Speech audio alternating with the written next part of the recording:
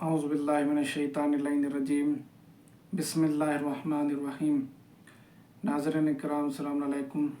जैसा कि आप हज़रात के सामने सूरह क़द्र के मज़ामीन को और उनमें आने वाले सवालात को बयान किया जा रहा है, उनमें से एक और सवाल आया है कि कुरान शब क़द्र में क्यों नाजिल हुआ। तो इसके जवाब में, क्योंकि शब क़द्र में एक साल के लिए इंसानों की सरनविश्त और उनकी काबिलियतों और सलाहियतों के मुताबिक मुक़द्दर की जाती है, तो लिहाजा ज़रूरी है कि इंसान के लिए इस रात बेदार रहे और तौबा इस्तग़फ़ार करे और अपने गुनाहों की माफ़ी व तलाफ़ी करे और अपने आप को बेहतर बनाने की कोशिश करे और खुदावंद आलम की बारगाह में अपने आप को पेश करे और खुदावंद आलम से अच्छे अमाल अंजाम दे और बुरे अमालों से परहेज़ करे।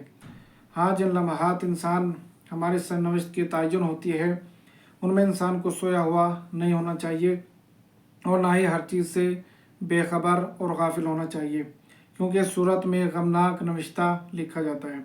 कुरान चूँकि एक सरनविश्त साज किताब है और उसमें इंसानों की सादत है, उसमें इंसान की नजात है, उसमें इंसान की हिदायत की चीज़ें बयान की गई हैं। तो ये बात ज़रूरी है कि सरनविश्तों के तयन का प्रोग्राम शब क़द्र में नाजिल हुआ। कुरान और शब क़द्र में कितना गहरा ताल्लुक़ है और कितना खूबसूरत राबता है, और उन दोनों का एक दूसरे से ताल्लुक़ और रिश्ता किस कदर पुरमानी है।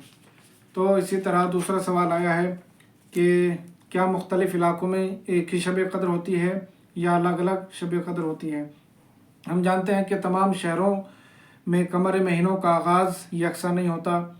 किसी में शहर में एक तारीख़ होती है तो किसी शहर में दूसरी तारीख़ होती है। मसलन सऊदी अरब में मक्के में कमर महीने की पहली 22 तारीख़ होती है और 23 तारीख़ होती है, और ईरान और इराक़ में शब क़द्र 22 की शब में होती है, तो वहाँ पर 23 तारीख़ हो गई और यहाँ पर 22 तारीख़ हो गई। तो इस तरह से जो कुरान की आयत दलाली करती हैं, उसूली तौर पर जो रिवायात बयान की गई हैं, तो क्या ये शब क़द्र एक मुअय्यन रात है, इस बात से साजगार है।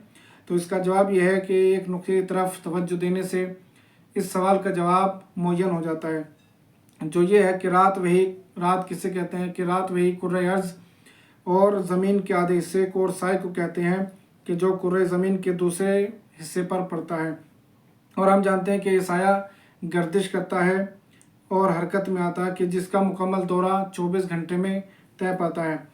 इस बिना पर मुकम्मल तौर पर शब क़द्र रात का ज़मीन के गिर्द एक मुकम्मल तौर पर यानी तारीकी की 24 घंटे की मुद्दत में तय पाता है कि जो ज़मीन के तमाम नुकात को अपने साए के नीचे घेर लेता है, और वही शब क़द्र है कि जिसका आगाज़ एक नुक्ते से होता है और दूसरे नुक्ते पर ख़त्म हो जाता है।